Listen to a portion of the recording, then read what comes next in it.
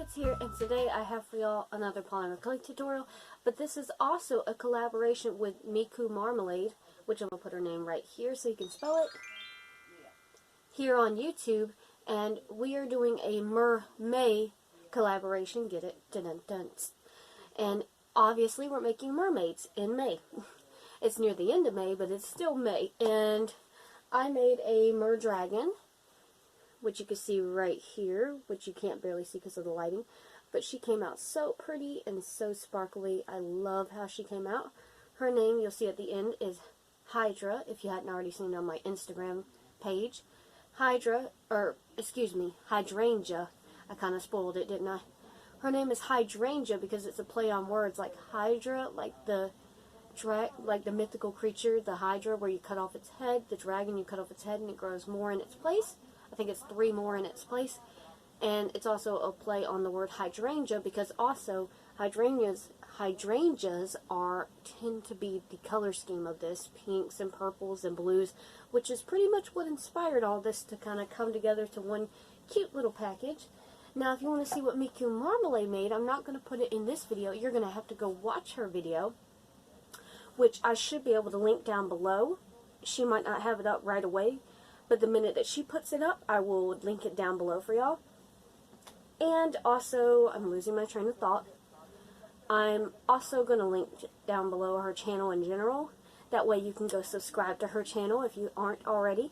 This was a really fun collaboration because even though we're still technically in quarantine, I didn't get to see her in person, but we do both live in Augusta, so it was nice doing something with someone local here that's like a local YouTuber near where I live. There's not that many YouTubers in Augusta, Georgia, or probably in all of Georgia for that matter. I don't know people in Atlanta and Savannah like that, but it's not like in California where every other person walking around is a YouTuber.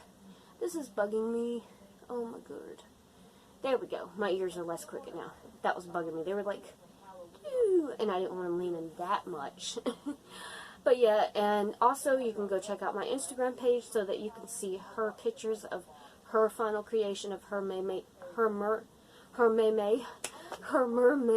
creation. And you can watch her video. It's not necessarily a tutorial. Sorry about that. My previous recording of this actually glitched out, so the ending of this intro just got cut off abruptly. But all I was saying was, before I started giggling and smacking myself in the face, was that this collaboration with Miku was really fun, and it's just fun doing things with local people here in Augusta, and hopefully in the future I can do more things with more YouTuber friends.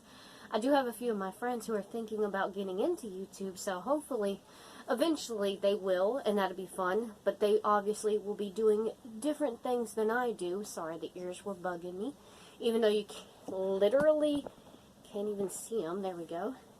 Now you can barely see me. That's wonderful. Nice middle ground? There we go. But anyways, I was also just going to show you the possibility for next week's video. If it is the last week of May, it's going to be another artist shout out. And not this time, but the time after this, I'm actually going to... There's a plane or something going by. Or someone's mowing the lawn, so just ignore that. Next, not this upcoming's artist shout out, but the one following that will be artwork from my personal friends here. That, you know, not here on YouTube, but friends of mine here in my real life, on my non-YouTube life. But before that will be either this month's artist shout out, or if it's not an artist shout out, I don't know what day it is or what week it is specifically. It will be a Plants vs. Zombie tutorial, and then 2 My Singing Monster tutorials that 2 people requested here on YouTube. I know it's hard for me to get to everything, and it's a little slow, but it takes a long time to make these things and a lot more time to edit it too, so I'm getting to everything as fast as I can, and I do appreciate the suggestions too, because sometimes I run out of ideas on things to make, so I definitely appreciate it. And like I said, as always, feel free to suggest something. It might not take me, I might not be able to get to it for a while, but I'll get to it eventually. If not, I always come up with original ideas too, things to do. Thank you guys so much for watching. I really hope you enjoyed this tutorial / collab. Don't forget to go check out Miku's video on her channel. If it's not tagged down below, just go to her channel directly from the link, and hopefully she'll have hers up soon.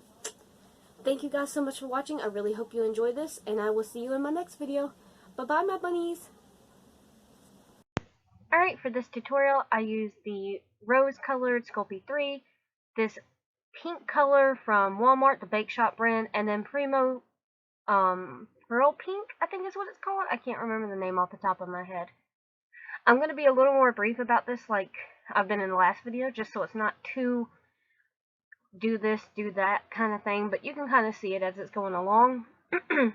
As I choke on my allergies, I made a teardrop shape and then I cut it off at an angle. This is to make the mermaid tail, and I do change I think I keep this same swivel of the tail. Yeah, I do. Then I used this sheet that I got from Michael's that came with a bunch of them, a bunch of like texture sheets, and just rolled it across that and it gave it the scale texture. Pretty easy, right? Then I went on to the Walmart brand, which I don't recommend Walmart brand clay unless you like super soft clay. And I mean so soft it's hard to work with clay. I rolled out these 4 balls to make the fin part of the tail and the top part of the tail. The fin is the 2 teardrop shapes. The other part is the top part of the mermaid tail, which is just a double-sided teardrop shape, and I just connected them, and then I did the mermaid tail again. If I could stop choking, that would be wonderful. The texture of this clay is just awful. Next, I put a toothpick in it for stability, or you can use a metal wire here to make it bend better to the shape of the actual sculpture.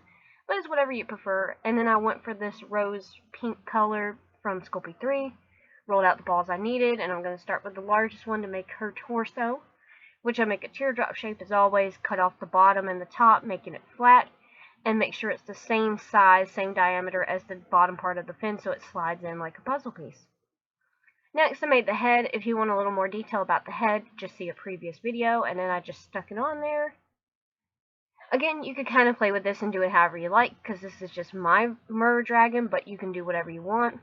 These are going to be the arms, which again, if you want a little more detail, seek a previous video. I did change the position of the arms later, because I didn't like that pose. I don't know, it seemed like she was a really shy mermaid, and it didn't vibe with who she was. Next, I made the ears, rolled them into teardrop shapes, poked holes, and stuck them on. And then the fun part came doing the crown/seaweed shape on her head. This is that same sparkly Primo color.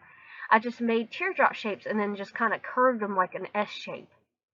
Next, I took both the pearl and the Walmart one and mixed it together to make the one in the center so that color is slightly different from the other two. It's really hard to tell in person, but it's just a subtle difference that just really made me happy. Then I added acrylic beads for her eyes, and then I also brushed on some of this Grape Fizz pearl powder for little blushy cheeks. And then I took a little cotton swab with some alcohol and cleaned it up, making it look nice and pretty. And then after that, I went on ahead and took her eyes out. That sounds so morbid, but you know what I mean. And then she got ready to bake. And I baked her for 350 degrees for 12 minutes if you're using gas, or 9 minutes if you're using electric. Also, I baked her on the base so the tail could kind of hang off. As you can see, when clay sits on wood, it does leave a residue, but we're going to paint that anyways. But that way I also know where she was sitting at, too. Kind of helped me line it up. Then after everything's dry, I just went on ahead and glued her to the base, and then glued her eyes in. You can use any kind of super glue. The Loctite brand does tend to work the best for me. And if your glue ever gets stuck, I also use acrylic paints to do this part. If your glue ever gets stuck in the tip, just take one of your metal wires that you use for structure and stick it down in there very gently, and it'll unjam any little stick that you have in it. Then after doing the polka dots on the front and the back, I glazed it up with 2 coats, of polyacrylic floor varnish, and then you guys are done.